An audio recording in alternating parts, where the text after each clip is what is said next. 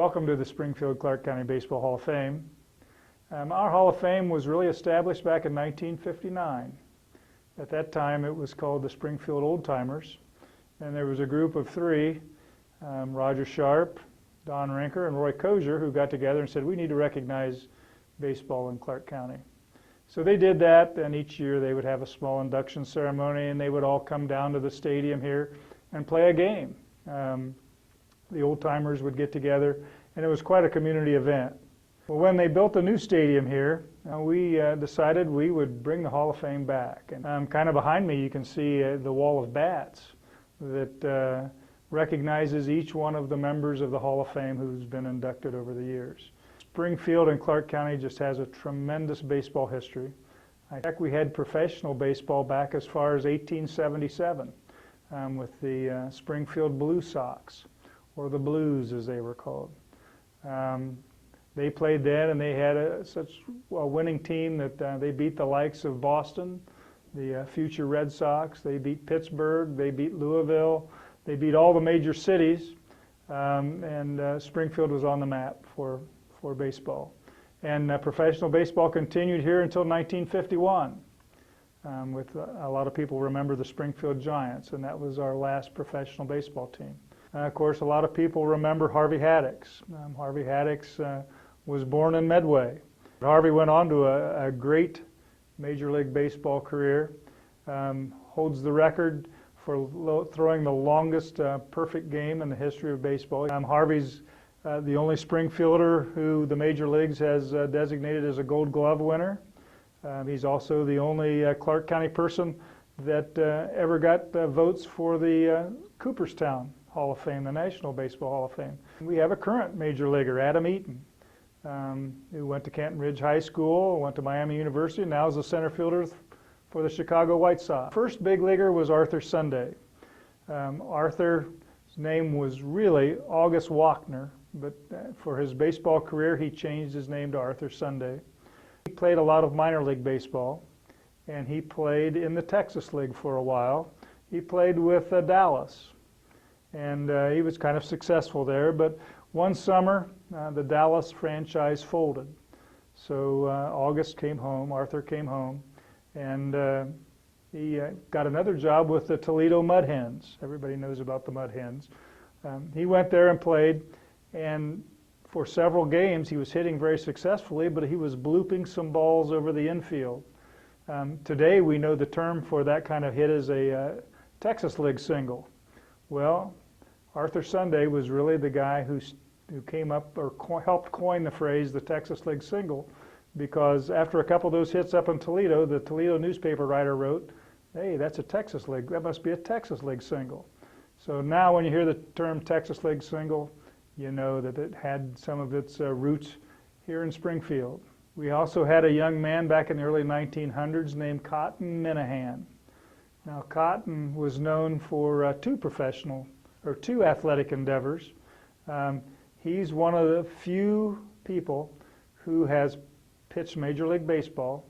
He pitched for the Cincinnati Reds back in the early 1900s, but in 1906 he was also a sprinter on the U.S. Olympic team. Now, other than those baseball players who have played in the Olympics as a baseball sport, there has only been two other guys who has played Major League Baseball and performed another sport in the Olympics. In the early 1900s, there was a young man here by the name of Harry Salzinger.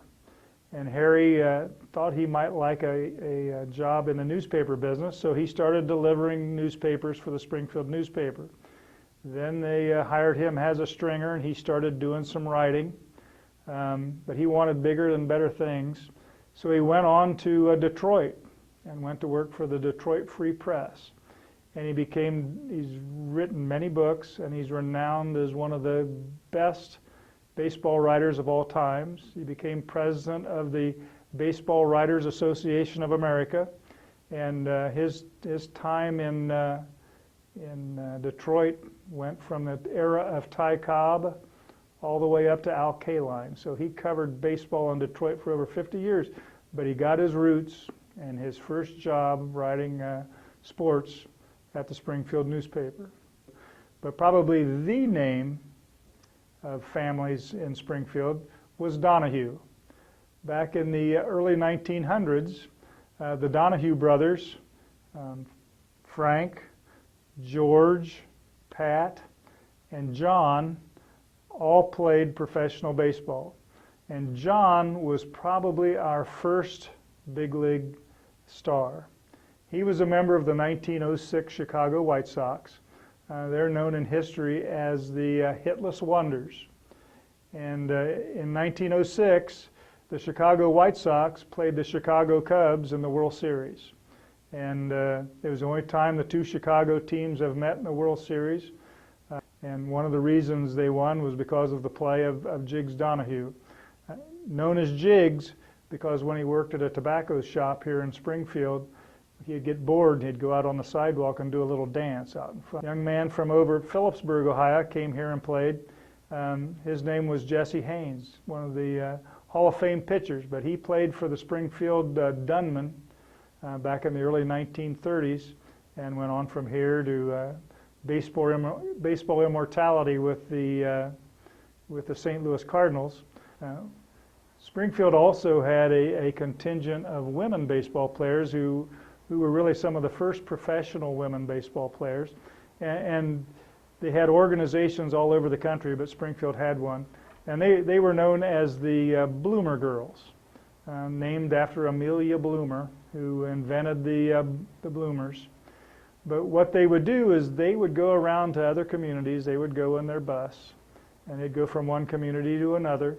And the young ladies would get out and talk to the leaders of the community and say, listen, we think we would like to play your best men's amateur team here in your community. And we think we can beat them. And we're willing to put up a little money on that if you'll give us some nice odds. And most of them would. They would think, oh, well, gosh, we've got a bunch of ladies here. Our guys can certainly beat them. So they would make the bet, and they would set up the game.